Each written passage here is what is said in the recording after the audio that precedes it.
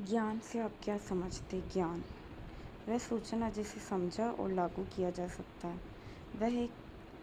यह एक व्यवस्थित संगठित जानकारी है जो अनुभव और अध्ययन से प्राप्त होती है। तृतीयक सूचना स्रोतों के 4 उदाहरण: विश्वकोश, गाइड, बिब्लियोग्राफी, निर्देशिका। CAS का पूरा नाम करंट अवेयरनेस सर्विस, नवीनतम जागरूकता सेवा। सूचना प्रदान करने में मदद करने वाले यंत्रों के नाम: कंप्यूटर, इंटरनेट, पुस्तकालय, सॉफ्टवेयर, माइक्रोफिल्म। डाउनवर्ड कम्युनिकेशन से आप क्या समझते हैं? डाउनवर्ड कम्युनिकेशन वह संचार है जो उच्च से निम्न स्तर तक होता है, जैसे कि प्रशासन से कर्मचारियों तक सूचनाएं। डेसीडॉक का पूरा नाम: defence scientific information and documentation centre. Defence scientific information and documentation centre, ISSN से आप क्या समझते? ISSN का पूरा नाम है इंटरनेशनल स्टैंडर्ड सीरियल नंबर। ये किसी पत्रिका या श्रृंखला का विशिष्ट पहचान संख्या होता है। स्कैनर से आप क्या समझते हैं? स्कैनर एक डिवाइस है जो दस्तावेजों, चित्रों आदि को डिजिटल रूप में परिवर्तित करता है ताकि उन्हें कंप्यूटर में उपयोग किया जा सके। कैश मेमोरी से आप क्या समझते हैं? कैश मेमोरी वह विशेष प्रकार की मेमोरी जो कंप्यूटर के प्रोसेसर को तेज़ी से डेटा और निर्देश प्रदान करती है। डेलनेट। डेलनेट के बारे में लिखिए। डेलनेट का पूरा नाम है डेवलपिंग लाइब्रेरी नेटवर्क। ये एक पुस्तकालय नेटवर्क है जो पुस्तकालयों के बीच संसाधनों का आदान प्रदान करता है। सूचना क्या है? इसकी विशेषताओं का वर्णन कीजिए। सूचना वह ज्ञान है जो किसी विशेष उद्देश्य के लिए उपलब्ध कराया जाता है। इसकी विशेषता इस प्रकार है: सटीकता, सूचना सही और प्रमाणित होनी चाहिए। समयबद्धता, सूचना को समय पर प्राप्त किया जाना चाहिए। संबंधितता, सूचना उपयोगकर्ता की आवश्यकता से जुड़ी होनी चाहिए। समझने योग्य, सूचना को सरल स्पष्ट रूप से प्रस्तुत किया जाना चाहिए। लचीलापन, सूचना का रूप बदलने की क्षमता होनी चाहिए। उपयोगिता, सूचना तभी मूल्यवान होती है जब कार्य में आती है। प्राथमिक और माध्यमिक स्रोतों में अंतर स्पष्ट कीजिए। प्राथमिक स्रोत, प्राइमरी सोर्सेस, ये स्रोत सीधे और वास्तविक जानकारी प्रदान करते हैं, जैसे शोध पत्र, कच्चे आंकड़े, पेटेंट, साक्षात्कार। माध्यमिक स्रोत, सेकेंडरी सोर्स, ये स्रोत प्राथमिक स्रोतों के विश्लेषण, संक्षेप या पुनः प्रस्तुत करने जैसे बिब्लियोग्राफी, लेख, समीक्षा आदि। सूचना संचार की समस्याओं पर चर्चा कीजिए। सूचना संचार में कई समस्या होती है, जैसे भाषाई समस्या, अलग अलग भाषाओं में सूचना का होना, विश्वसनीयता की समस्या, उपलब्ध सूचना की प्रामाणिकता का सवाल, अधिक जानकारी की समस्या, बहुत अधिक सूचना होने पर सही जानकारी का चयन करना कठिन, तकनीकी समस्या, इंटरनेट, कंप्यूटर आदि की कमी, संगठनात्मक समस्या, सूचना का आदान प्रदान सही तरीके से नहीं होना। सूचना के विभिन्न प्रकारों पर प्रकाश डालिए। सूचना: मौखिक सूचना, लिखित सूचना, दृश्य सूचना, सांकेतिक सूचना। मौखिक सूचना ये संवाद के रूप में दी जाती है, जैसे भाषण, वार्ता आदि। लिखित सूचना यह दस्तावेजों, पुस्तकों या पत्रों के रूप में होती है। दृश्य सूचना ये चित्रों, ग्राफिक्स या वीडियो के रूप में होती है। सांकेतिक सूचना ये संकेतों या प्रतीकों के माध्यम से होती है। संचार की विभिन्न प्रकारों का वर्णन कीजिए। संचार एक प्रक्रिया है जिसके द्वारा हम विचारों, सूचनाओं, भावनाओं का आदान प्रदान करते हैं। इसके विभिन्न प्रकार हैं। मौखिक संचार, वर्बल कम्युनिकेशन, इसमें शब्दों का प्रयोग होता है और ये मुख से मुख तक या फ़ोन या वीडियो कॉल के माध्यम से होता है, जैसे संवाद, भाषण आदि। ये क्या है? एक संचार का प्रकार है। लिखित संचार, राइट एंड कम्युनिकेशन, इसमें शब्दों का प्रयोग लेखन के माध्यम से होता है, जैसे पत्र, ईमेल, रिपोर्ट्स और नोट्स आदि। गैर संचारिक, गैर मौखिक संचार, नॉन वर्बल कम्युनिकेशन, इसमें शब्दों का प्रयोग नहीं होता बल्कि हाव भाव, शरीर की भाषा, इशारों, चेहरा और आँखों की हरकतें होती हैं। दृश्य संचार, विजुअल कम्युनिकेशन, इसमें दृश्य रूप से जानकारी प्रदान की जाती है, जैसे चार्ट, ग्राफ, चित्र और वीडियो का प्रयोग। मंचीय संचार, मास कम्युनिकेशन, यह संचार बड़े समूह तक पहुंचाने के लिए होता है, जैसे रेडियो, टेलीविज़न, समाचार पत्र और अन्य मीडिया माध्यम। निष्कर्ष: संचार का हर प्रकार एक अलग भूमिका निभाता है और उसका उपयोग संदर्भ और आवश्यकताओं के आधार पर किया जाता है। सूचना संचार में आने वाली समस्याओं पर चर्चा कीजिए। सूचना संचार में कई समस्या आती हैं, जो संचार प्रक्रिया को बाधित करती है। भाषाई समस्या, जब सूचना एक भाषा में होती है और उपयोगकर्ता दूसरी भाषा का जानकार होता है तो इसका प्रभावी संचार नहीं हो पाता। तकनीकी समस्या, इंटरनेट, कंप्यूटर या अन्य तकनीकी उपकरणों की कमी के कारण सूचना का आदान प्रदान बाधित हो जाता है। विश्वसनीयता की समस्या, सभी सूचना तो विश्वसनीय नहीं होते, जिससे गलत जानकारी फैलने की संभावना रहती है। अधिक जानकारी की समस्या, कभी कभी बहुत अधिक जानकारी उपलब्ध होती है जिससे चयन करना मुश्किल हो जाता है और समझना कठिन हो जाता है।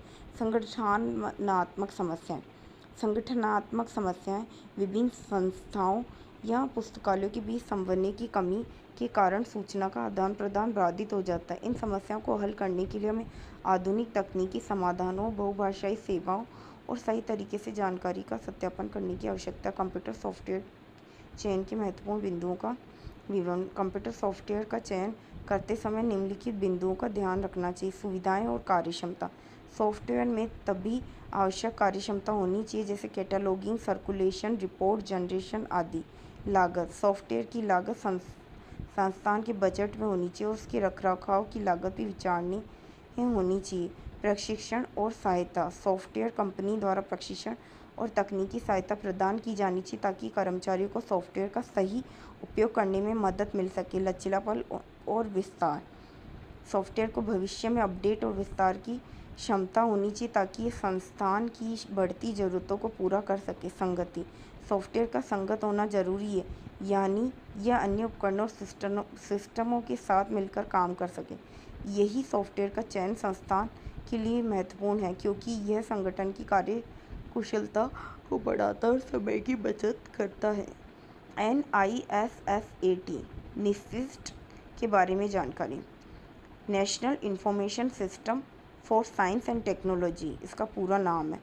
ये विज्ञान और प्रौद्योगिकी विभाग के तहत कार्य करता है और इसका उद्देश्य देश भर में विज्ञान और प्रौद्योगिकी से जुड़ी जानकारी संग्रह और वितरण करना है। कार्य विज्ञान प्रौद्योगिकी से संबंधित डेटा और रिपोर्ट्स का संग्रह, शोध सार, बिब्लियोग्राफी प्रकाशित करना, वैज्ञानिक साहित्य के आदान प्रदान के लिए नेटवर्क स्थापित करना। निष्कर्ष, निस्टेंस्ट एक महत्वपूर्ण केंद्र है जो वैज्ञानिक तकनीक और अनुसंधान में सहायता प्रदान करता है और संसाधनों का आदान प्रदान करता है। नेस्डोक, राष्ट्रीय सामाजिक विज्ञान प्रलेखन केंद्र के बारे में विस्तार। नेस्डोक का पूरा नाम national social science documentation centre है। यह ICSSR Indian council of social science research के तहत कार्य करता है और इसका मुख्य उद्देश्य सामाजिक विज्ञान से जुड़ी जानकारी संसाधनों का संग्रहण वितरण करना है।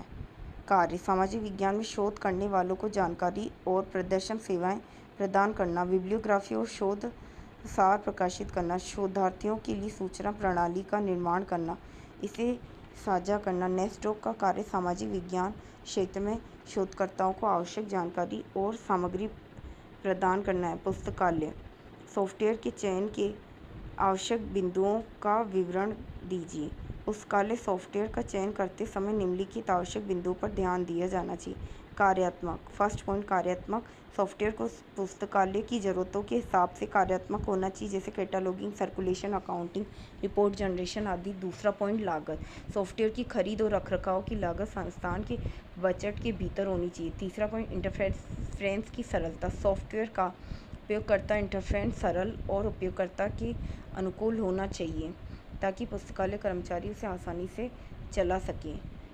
फोर्थ पॉइंट संगति और अनुकूलता, यह सुनिश्चित करे कि सॉफ्टवेयर अन्य सिस्टम और उपकरणों के साथ संगत हो ताकि सूचना का आदान प्रदान आसानी से हो सके। 5 सपोर्ट और प्रशिक्षण, सॉफ्टवेयर की कंपनी द्वारा तकनीकी सहायता और प्रशिक्षण की सुविधा होनी चाहिए ताकि कर्मचारी को सॉफ्टवेयर के सही उपयोग में कोई कठिनाई ना हो। लचीलापन, सॉफ्टवेयर को भविष्य में विस्तार और अद्यतन की आवश्यकता के अनुसार लचीला होना चाहिए। निष्कर्ष, सॉफ्टवेयर का चयन करते समय इन बिंदुओं पर विचार करने से संस्थान की कार्यकुशलता और समय की बचत हो जाती है। संगठन से आप क्या समझते हैं और सूचना विभाग द्वारा प्रदान की जाने वाली सेवाओं का वर्णन।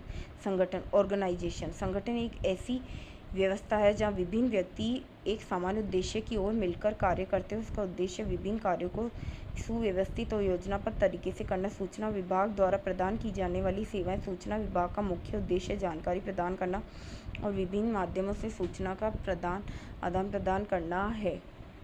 ये विभाग निम्नलिखित सेवा प्रदान करता है। सूचना संग्रह।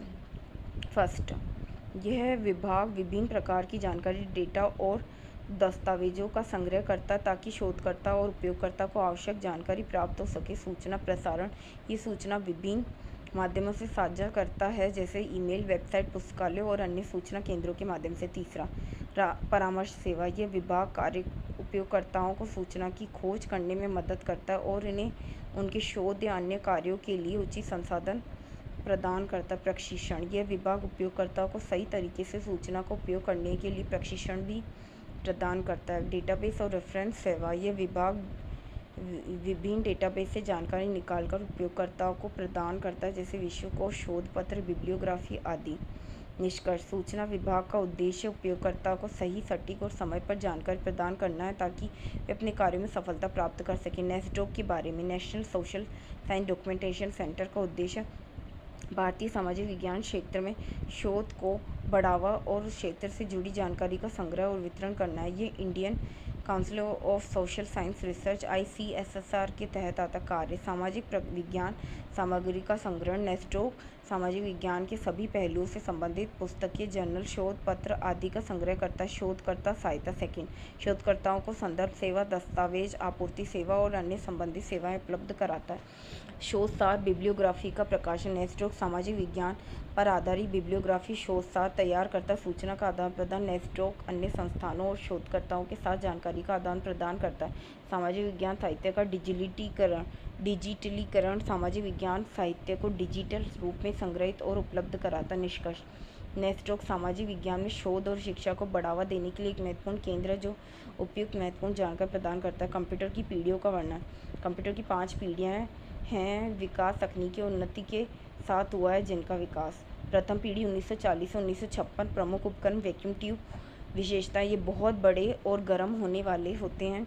उनकी गति धीमी होती है। इनका इस्तेमाल मुख्य रूप से गणना और शास्त्रीय कार्यों में ही होता है। ENIAC, UNIVAC, UNIVAC। द्वितीय पीढ़ी 1956 से 1963। प्रमुख उपकरण ट्रांजिस्टर वैक्यूम ट्यूब से छोटे, अधिक विश्वसनीय और तेज होते हैं। इनका आकार छोटा होता है और इन्हें कम ऊर्जा की आवश्यकता होती है। IBM 1790। तृतीय पीढ़ी 1964 से 1971। उपयुक्त उपकरण इंटीग्रेटेड सर्किट IC। विशेषताएं, ICS के कारण कंप्यूटर का आकार और छोटा हो गया। इनकी गति भी तेज थी और यह अधिक विश्वसनीय थे। IBM 360। चतुर्थ पीढ़ी 1971 से वर्तमान। माइक्रोप्रोसेसर प्रमुख उपकरण। विशेषताएं, माइक्रोप्रोसेसर आधारित कंप्यूटर छोटे, सस्ते और तेज होते हैं। इनका उपयोग व्यक्तिगत कंप्यूटरों में अधिक होता है। उदाहरण इंटेल 404। पंचम पीढ़ी वर्तमान और भविष्य। प्रमुख उपकरण आर्टिफिशियल इंटेलिजेंस AI। विशेषताएं, कंप्यूटर अब अधिक समझदार और स्वचालित हो रहे हैं और इनमें सोचने और निर्णय लेने और मानव बुद्धिमत्ता को शामिल किया जा रहा है। उदाहरण क्वांटम कंप्यूटर और सुपर कंप्यूटर। कंप्यूटर की पीढ़ियां निरंतर उन्नति की ओर बढ़ रही हैं और आने वाले समय में हम और भी उन्नत और स्मार्ट कंप्यूटर का उपयोग देखेंगे। ये है 2023 का पेपर सॉल्यूशन।